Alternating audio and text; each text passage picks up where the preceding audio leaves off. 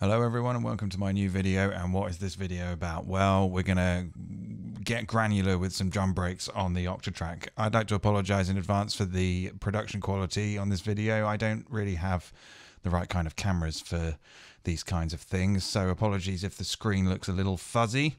But if you've got one of these things, maybe you know your way around enough to follow along. So I'm not 100% convinced with the time stretching on this, so I'm going to do it myself. And the way that I'm going to do that is well, what have I got? I've got a drum loop here and a flex machine on track 1.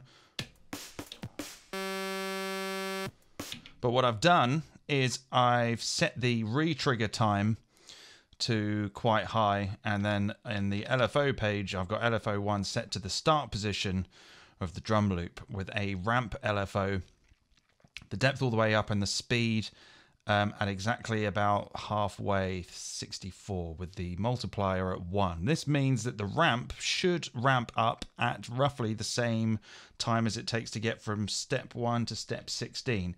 However, on this ramp, it seems to go up and then come back down and stay there for a bit and then start ramping again.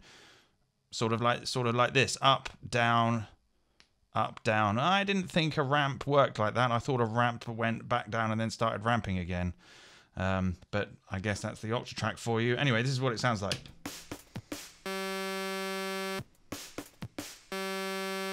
Sounds pretty hideous, but when we start putting some steps in,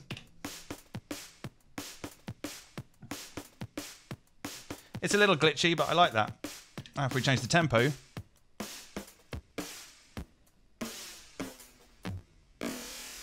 we get lovely grainy beats. And we can use the re-trigger time to effectively change the window size of the grains. So when we change the tempo,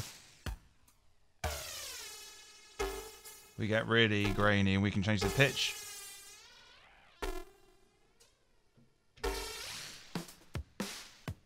And it sounds pretty rough, which I quite like. But I'm going to put this back down to something like 1:16 re-trigger time. Yeah, it's a little glitchy. I don't, obviously the re-trigger doesn't fade as you'd expect, but anyway. What I've done now is I've gone to my LFO page, and on scene B, I've mapped the speed of LFO 1 down to like nothing, so that when I crossfade,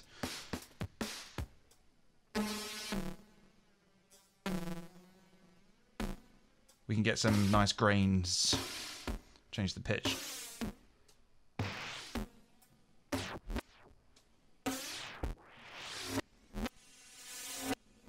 Weirdly, when you hit the rate, I think it plays the sample backwards, which is kind of weird because that would mean inverting the ramp. So either the ramp's still going forwards and the windows, the re-trigs are going backwards. I don't know. It's very weird.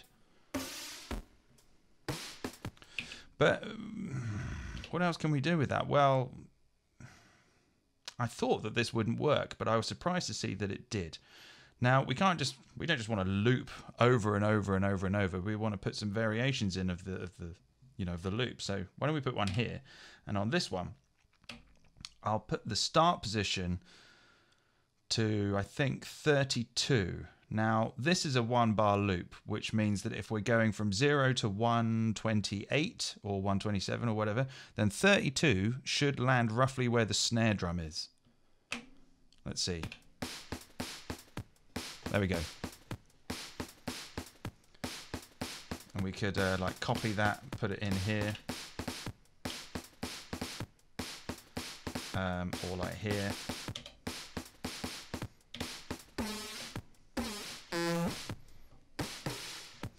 And if we parameter lock a different sample that's also the same length, i.e. 1 bar, let's try that, shall we? I think, how do I do that? I think I go like this. Woohoo! Let's try this one. See if it works. Cool. So that's looping the first break and triggering the second break, but from the snare point in the sound. And the LFO ramp is just playing it in time, really, granular style.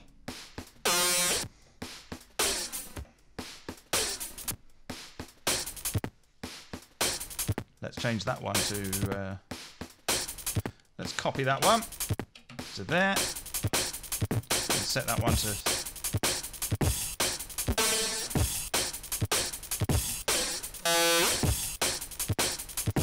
let's go to scene 3, and let's go to scene 3 now. Let's go to LFO, the LFO page, and let's set the speed down to something really small, like 4. And then let's go back to the source and let's set the pitch up really high and see how that sounds.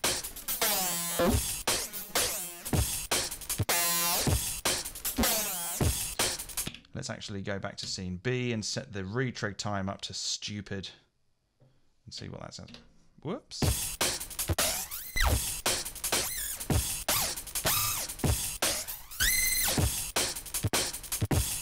Cool.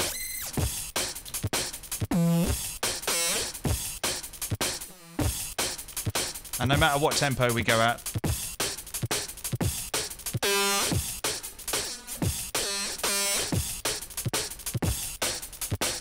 we could go to, let's go to scene 4, and for scene 4, let's get rid of that tempo. Let's try having the retrigger time down to quite slow, or yeah, a little bit more open. Oh, pardon me. Let's have the pitch all the way up. Let's see what that's like.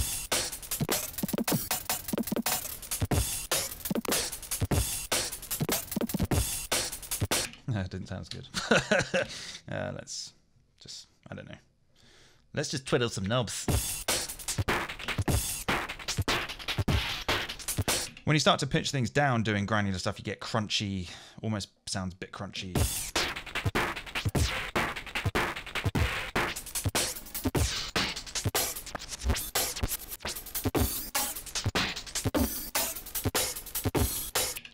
And yeah, you know, we can let's put another one in here. Let's set the start position here for 32, and let's have a different sample in there. Let's have, I think there's only some in here that are 1 bar long. Maybe this one is.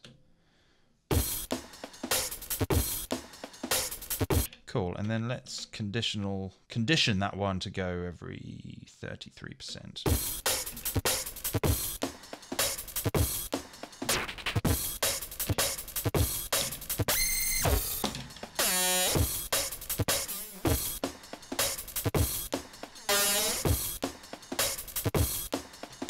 Let's put another one here.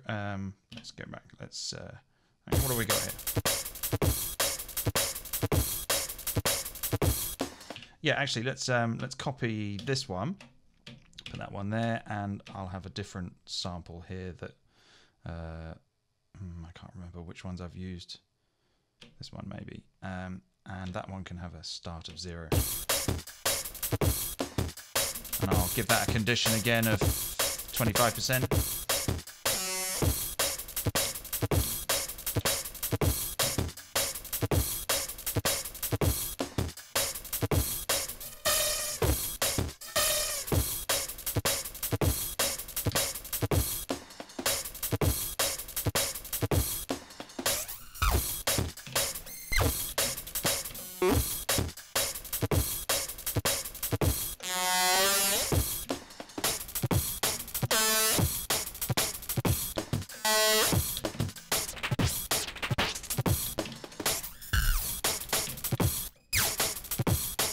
So yeah, there you go. That's what I've been doing. Hope you like that.